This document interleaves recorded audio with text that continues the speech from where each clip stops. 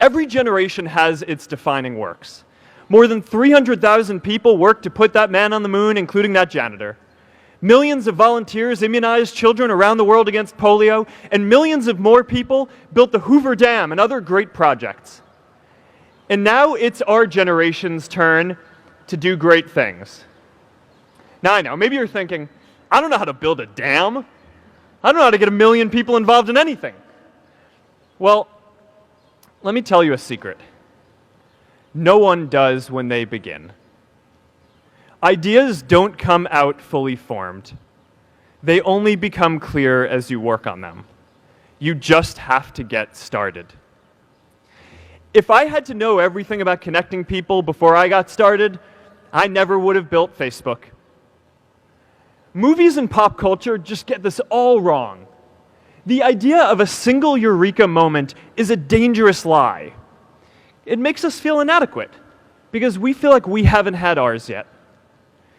And it prevents people with seeds of good ideas from ever getting started in the first place. Oh, and you know what else movies get wrong about innovation? No one writes math formulas on glass, okay? All right? That's not a thing, okay?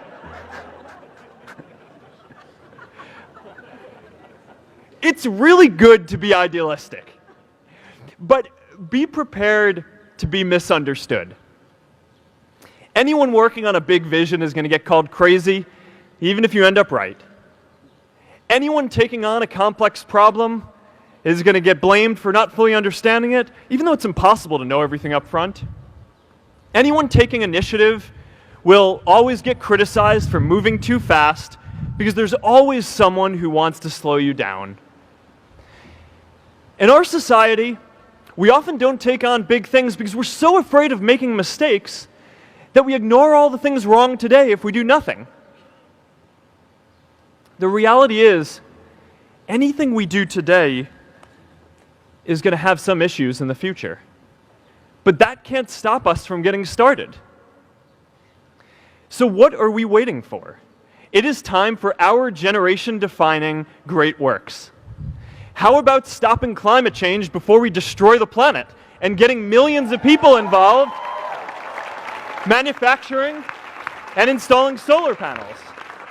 How about curing all diseases and getting people involved by asking volunteers to share their health data, track their health data, and share their genomes?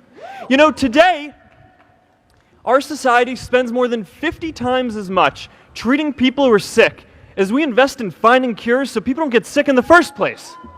It makes no sense. We can fix this. How about modernizing democracy so everyone can vote online? And how about personalizing education so everyone can learn?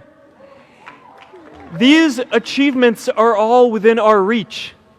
Let's do them all in a way that gives everyone in our society a role. Let's do big things, not just to create progress, but to create purpose.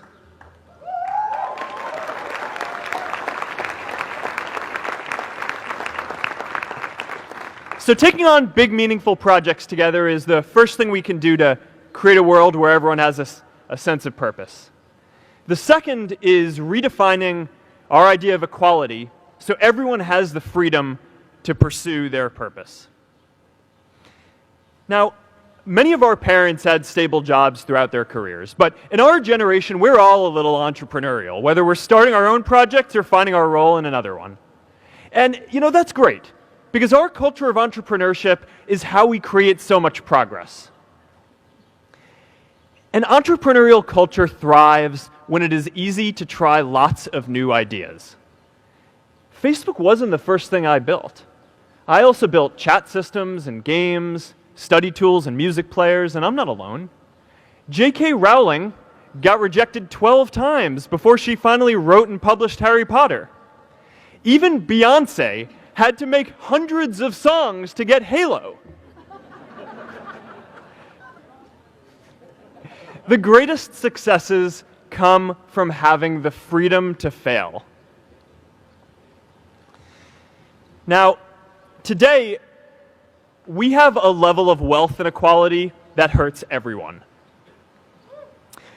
When you don't have the freedom to take your idea and turn it into a historic enterprise, we all lose.